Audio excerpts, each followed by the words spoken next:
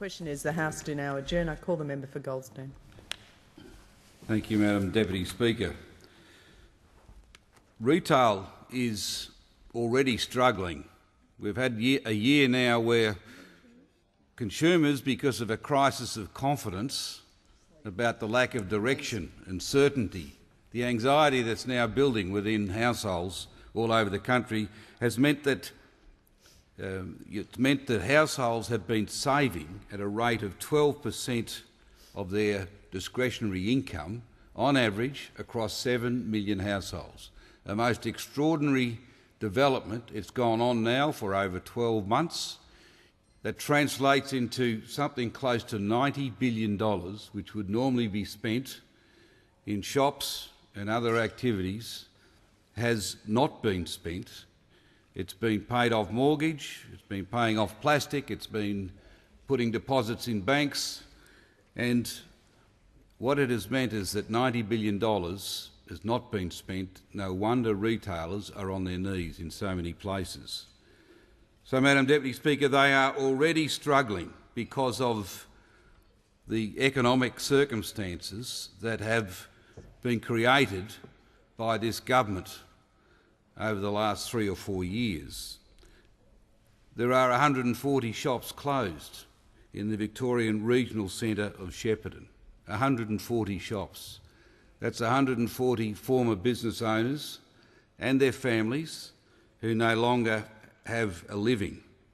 It is a disgrace, but it's an example of what all of us, I think, have witnessed in our own electorates. Shopping centres which have got an inordinate number of empty shops. And traders in my own electorate have suffering the same anxiety and loss of trade and are extremely anxious about the carbon tax. Nick, who runs the cafe opposite my electorate, he told me how his business is already down 30% year on year because of the collapse of confidence by typical consumers in my electorate. People who used to buy 2 coffees a day are down to 1. You put that across all his customer base and he's got a serious loss of trade. Electricity is one of the biggest inputs into what he does.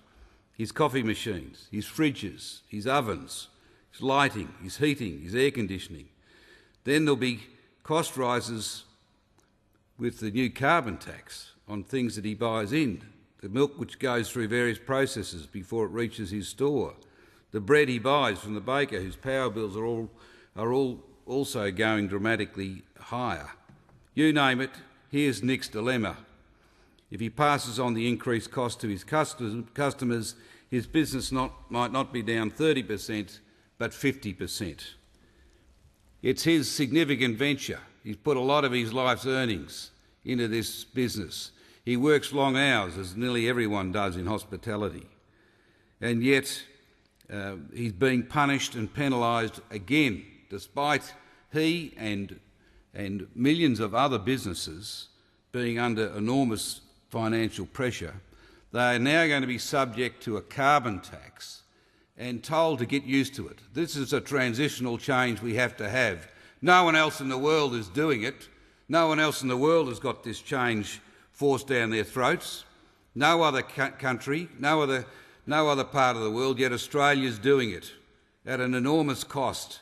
Not only the financial cost, but the impact on morale, the impact on people's incentive, the impact on people's will to chase some blue sky and try and make a better life for themselves and their families. And not 1 cent of compensation for any one of those 2.4 million small businesses, Madam Deputy Speaker. And that's a story that's reflective right across this country. It is a total disregard for those millions of people and families who put in so hard and so long to try and make a go of a small business venture, and every one of them, not 1 cent of compensation, every one of them affected by it, and some of them in a most grievous way. Let's look at the disadvantage for a second. We've got seniors who are forced to go to shopping centres, community centres, libraries and the like.